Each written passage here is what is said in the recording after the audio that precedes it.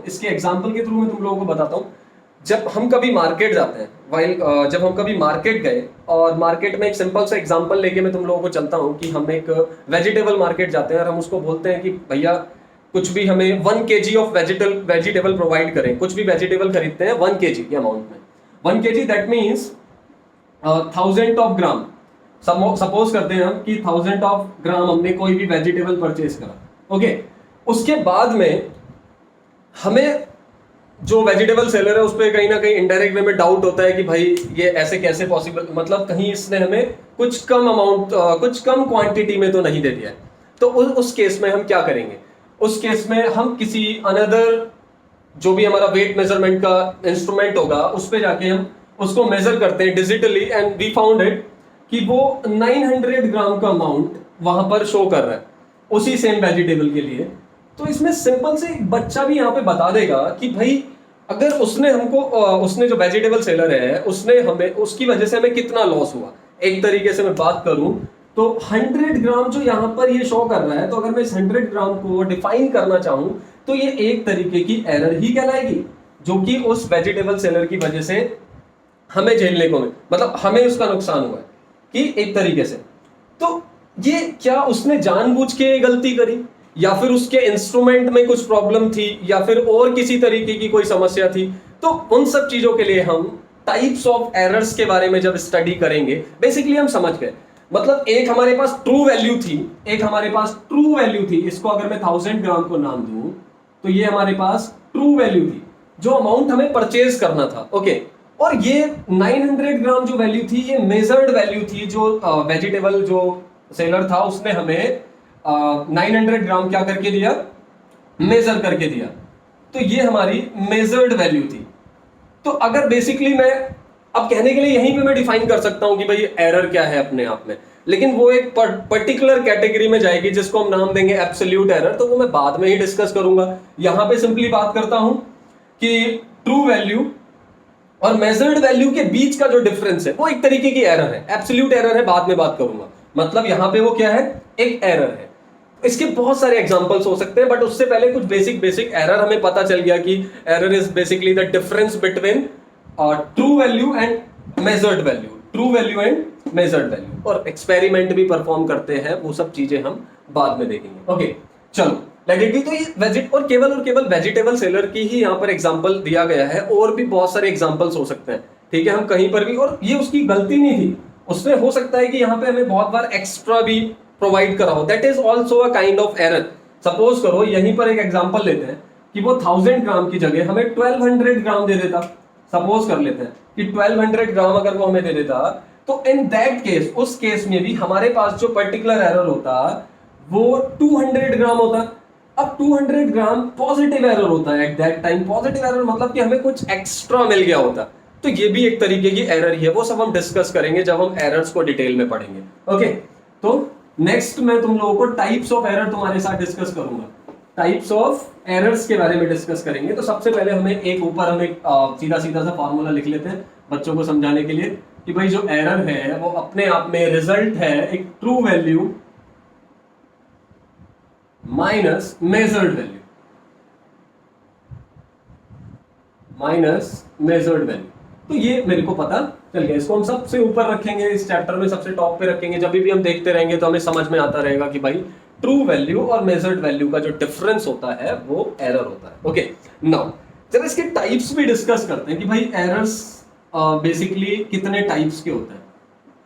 Types of errors से मेरा मतलब है कि किस किस टाइम पे किस किस तरीके से हम इनको देख सकते हैं। तो टाइप्स ऑफ एरर्स में अगर मैं डिफाइन करूं बुक्स में जिस तरह से पूरा है, तो सबसे पहले टाइप्स ऑफ एरर्स में हम सिस्टमैटिक एरर को देखते हैं। सिस्टमैटिक एरर्स को हम देखते हैं, और सिस्टमैटिक से एरर के बाद में जो सेकंड हमारा टाइप है वो हमें डिफाइन किया रैंडम एरर। इनके भी सब डिविजन्स हैं, बट ये टाइप्स उतना इंपॉर्टेंट नहीं है, तो इसलिए मैं इनको थोड़ा सा जल्दी से कवर करता हूं। Systematic error and random error, and after that जो हमारा थर्ड टाइप का जो एरर होगा उसको हम ग्रॉस एरर का नाम देते हैं, ग्रॉस एरर। और फाइनली जो हमारा एरर है systematic random error and gross error, and finally जो हमारा एरर है उसको हम नाम देंगे एब्सोल्यूट एरर, जो हमने ऊपर ये पढ़ भी लिया है, एब्सोल्यूट एरर। ओके, तो सिस्टमैटिक एरर मतलब यहां पे सिस्टमैटिक एरर को भी पर्टिकुलरली क्या कर दिया है, कैटेगराइज कर दिया है। अगर सिस्टमैटिक एरर के भी कैटेगराइजेशन की बात करें तो इसको भी 3 और 4 पार्ट्स में कैटेगराइज किया है। हम कुछ इंपॉर्टेंट पार्ट्स यहां पे डिस्कस कर लेते हैं। जैसे सिस्टमैटिक एरर में जो सबसे पहला बेसिक एरर आता है वो इंस्ट्रूमेंटल एरर आता है। Instrumental error, instrumental error, instrumental error आता है। और इंस्ट्रूमेंटल एरर के बाद में जो दूसरा एरर है यहां पर, इंस्ट्रूमेंटल एरर के बाद में जो सेकंड एरर आता है उसको हम एनवायरमेंटल एरर बोलते हैं।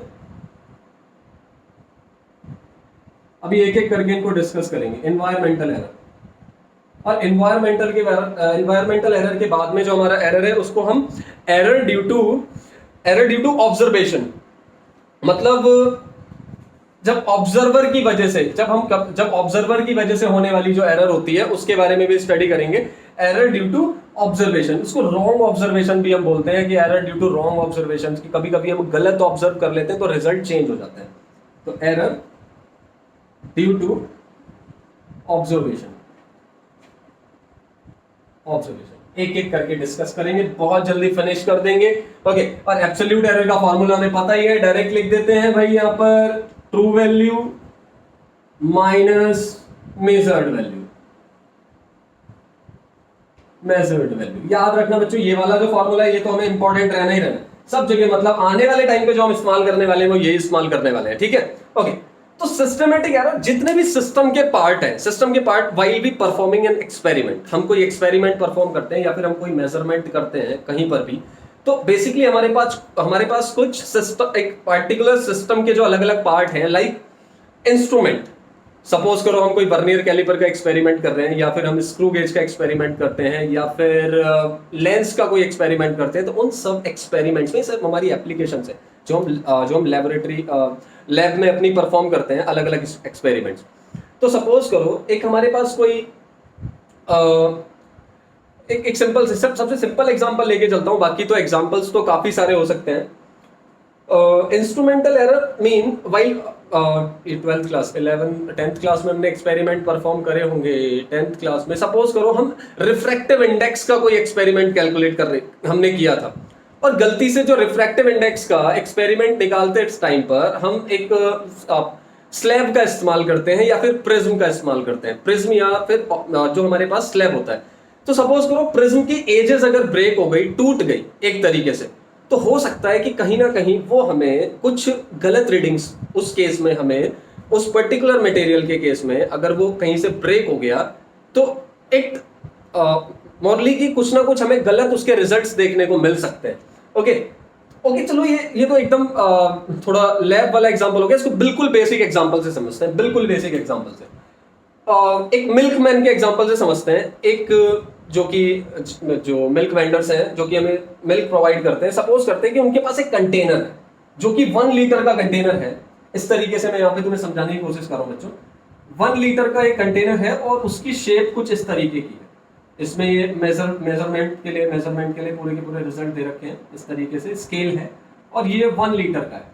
मैं मानता हूं कि ये जो टोटल मेजर करके देगा ये 1 लीटर का मेजरमेंट मुझे करके देगा। ओके, 1 लीटर का। अब अगर यही वेंडर इसकी शेप को खराब करे और इसकी शेप कुछ इस सेंस में कुछ इस तरीके से बना दे, सपोज करते हैं एक एग्जाम्पल की तरह ट्रीट करते हैं। जैसे तुमने देखा होगा बहुत बार क्या होता है, लोगों के पास कुछ बहुत ही ज्यादा टेढ़ा मेढ़ा कंटेनर हो गया, इसको थोड़ा इजी वे में लेते हैं, ठीक है, कुछ इस तरीके से कि इसी कंटेनर में यहाँ पे कहीं पे डेंट पड़ गया, ऐसे कुछ ऐसे जाके, और फिर ये यहाँ पे कुछ डेंट पड़ गया है कुछ इस तरीके से।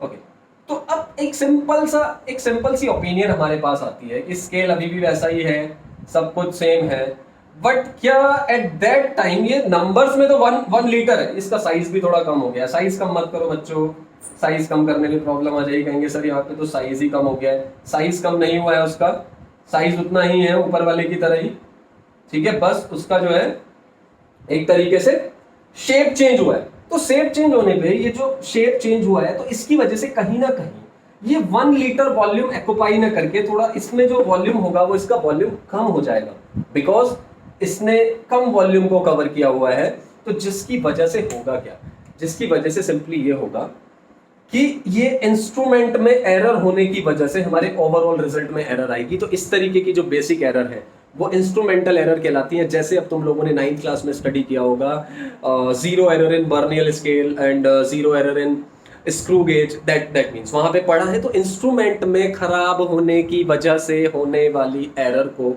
इंस्ट्रूमेंटल एरर बोलते हैं। ये एरर पे इतना टाइम नहीं लगाते बच्चों, इनको जल्दी जल्दी करना है। इसको एग्जांपल्स की तरह समझ सकते, सबसे इजी एग्जांपल्स लाके समझाऊंगा, और ऐसे एग्जांपल्स होंगे बिल्कुल डेली लाइफ के। अरे बहुत बार होता है ना भाई, अगर ये वेंडर अगर इस तरीके से अपने जो भी कंटेनर्स हैं उनकी शेप को अगर कम कर देंगे तो हमें कुछ ना कुछ कम मिलने वाला है, हमें लॉस होगा, बढ़ेगा तो कभी नहीं। इसीलिए कभी भी ध्यान देना, जो भी मिल्क वेंडर या फिर ये सब होते हैं, कभी कभी वो क्या करते हैं, एक तरीके से कुछ इस तरीके से कर सकते हैं। ओके, बाकी जो ऑनेस्ट हैं उनको तो इस चीज के बारे में सोचना, तो सब अच्छे से ही प्रोवाइड कराएंगे मिल्क भी।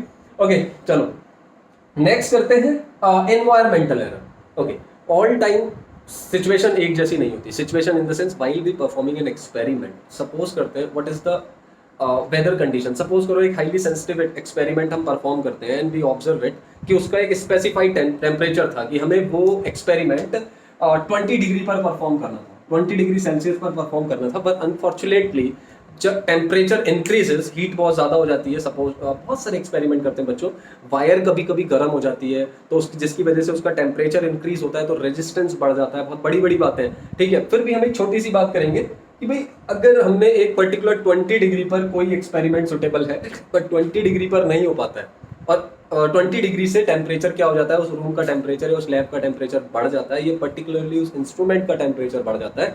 तो इन दैट केस होगा क्या कि वो एक्सपेरिमेंट एरर शो करेगा, ठीक है। और केवल ये मैंने एक टेम्परेचर की बात ली है, ये प्रेशर पर भी सेम फॉलो होती है कि प्रेशर भी हमें पर्टिकुलरली, बट ये कुछ सम बड़ी बड़ी लैब्स में और बड़ी बड़ी जगहों पर वेदर कंडीशंस मतलब एक तरीके से जो एनवायरमेंटल एरर्स, एनवायरमेंटल फैक्टर्स हैं वो अफेक्ट करते हैं।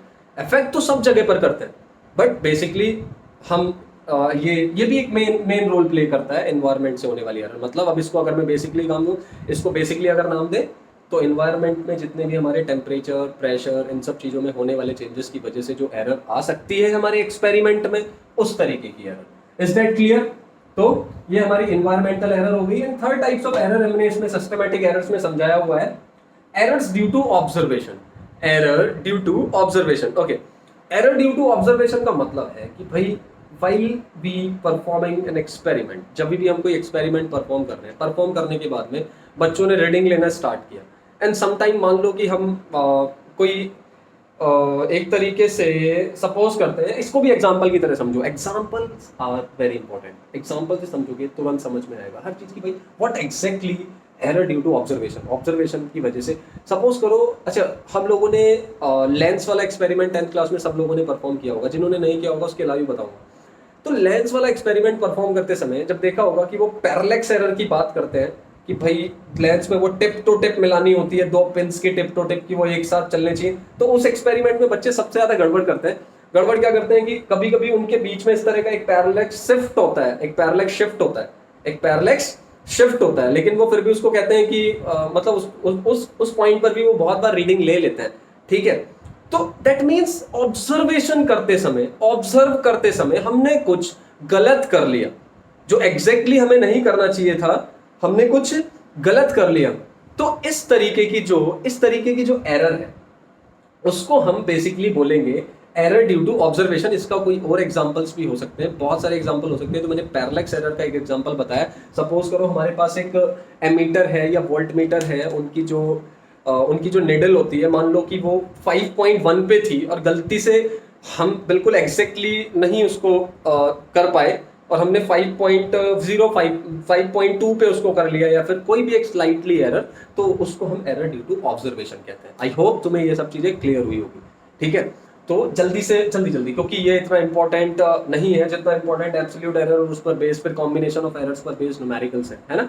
तो थोड़ा जल्दी करते हैं। रैंडम एरर, देखो कभी कभी ऐसा होता है किसी एक्सपेरिमेंट में हम सिस्टमेटिक एरर्स को सही भी रखते हैं कि भाई इंस्ट्रूमेंट भी सही है, एनवायरमेंटल एरर्स को भी हमने सेटिस्फाई कर लिया और एरर्स ड्यू टू ऑब्जर्वेशंस भी हमने मेंटेन कर ली। बट कहीं ना कहीं जब हम रैंडमली हम एक्सपेरिमेंट करते हैं, नंबर ऑफ ऑब्जर्वेशंस करते हैं, 1 बार 2 बार 3 बार 4 बार 5 बार, number of times, then we observe in always we get the different readings, in always cases we get different readings।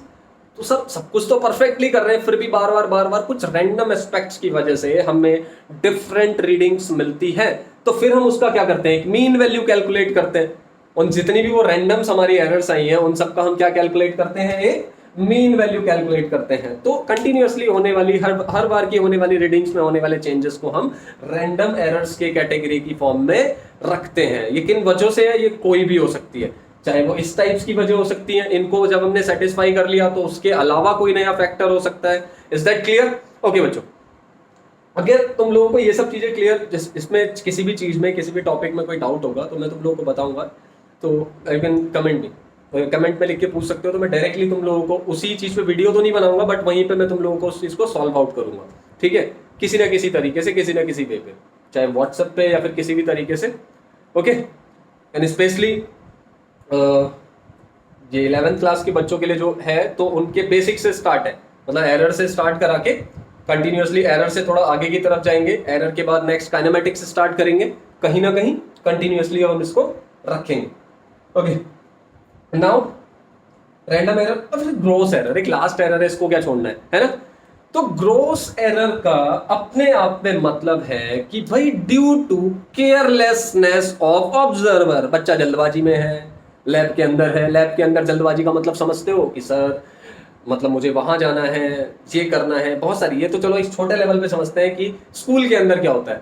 School के अंदर बेसिकली यही होता है कि बच्चे को बहुत जल्दी होती है एक्सपेरिमेंट परफॉर्म करने की, सर जल्दी से जल्दी रीडिंग आ जाए, वो देखेगा नहीं, वो ढंग से मैच नहीं कराएगा, वो पहले लेक्चर मैच नहीं कराएगा, वो कुछ नहीं करेगा, it takes the reading at random, मतलब रैंडमली रीडिंग्स लेगा और जल्दीबाजी। तो इस एरर को स्पेशली हम नाम देते हैं due to carelessness of observer. ये ऑब्जर्वर की जल्दबाजी की वजह से, मतलब अब इस बार इंस्ट्रूमेंट भी परफेक्ट है, एनवायरमेंटल कंडीशन भी परफेक्ट है, एरर ड्यू टू ऑब्जर्वेशंस मतलब एक तरीके से वो सही है, every conditions will be satisfied, but बच्चा जल्दबाजी में लिए जाने वाली रीडिंग्स, या फिर एक प्रॉब्लम और हो सकती है बहुत बार ड्यू टू ग्रोस एरर, तो चलो due to carelessness of observer ही है कि भाई गलत पढ़ लिया, रीडिंग कुछ और थी, पढ़ कुछ और लिया।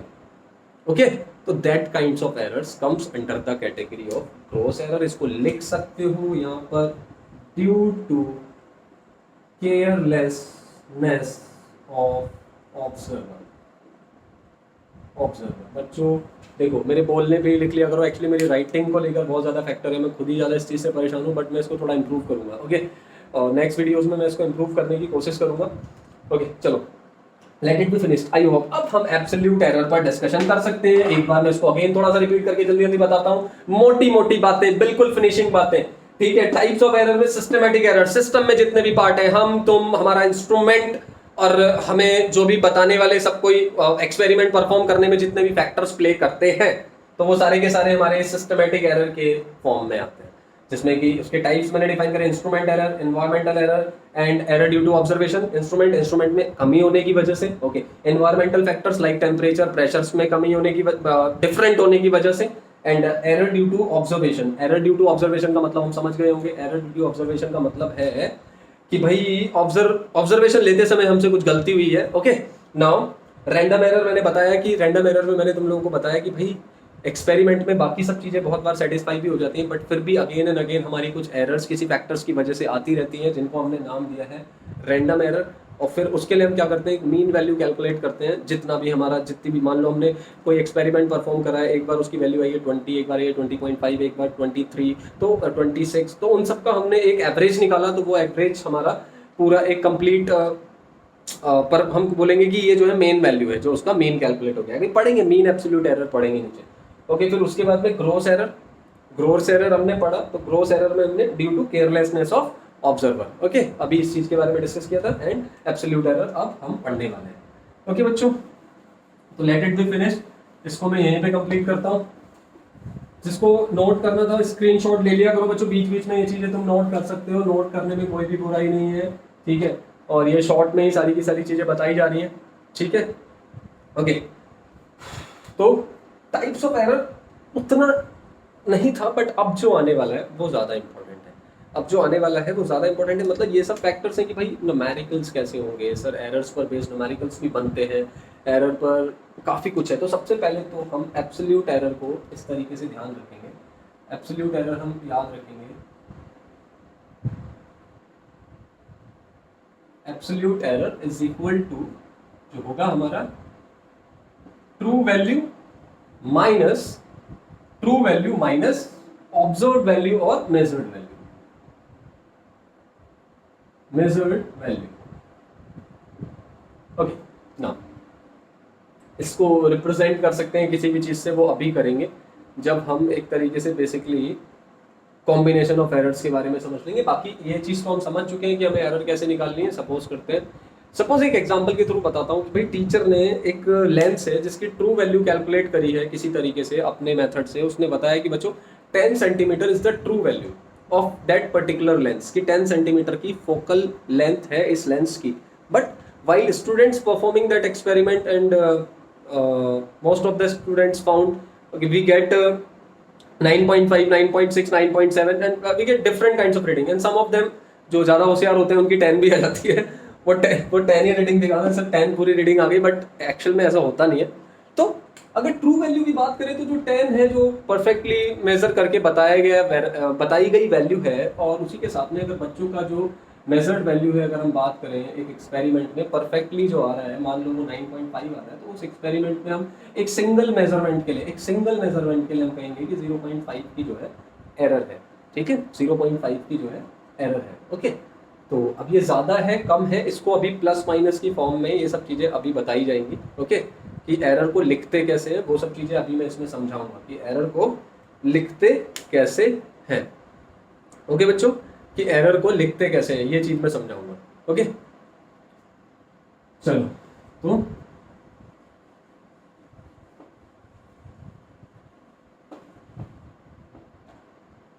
काफी दिन बाद मैं पढ़ा रहा हूँ। ओके, इस तरीके से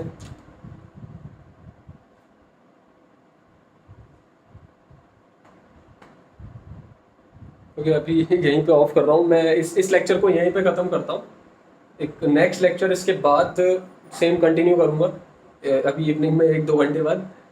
तो मैं एक्चुअली मेरे को लग रहा है कि मैंने ज़्यादा जल्दी चीज़ों को रिपीट कर दिया है, मतलब बहुत स्पीडली। तो उसको भी मैं कोशिश करूँगा कि उसको थोड़ा आवाज़ मतलब साउंड को स्लो करके और थोड़ा सा है ना बच्चों, तो बाद में जब स्लो फॉर्मेट में मैं पढ़ाऊँगा, मतलब धीरे धीरे करके एक चीज़ थोड़ा राइटिंग में इम्प्रूव करके, तभी अभी के लिए मैं थोड़ा सा इस वीडियो को स्टॉप कर रहा हूँ। ओके, और मैं अगर पर्सनली तुम लोगों को ये भेजूंगा तो इस चैप्टर्स में एटलीस्ट तुम जो बेसिक है एरर्स का वो समझ जाओगे, उसके बाद में मैं तुम्हें कॉम्बिनेशन ऑफ एरर्स स्टार्ट कराऊंगा। ओके बच्चों, अभी के लिए इतना ही काफ़ी है, चलिए।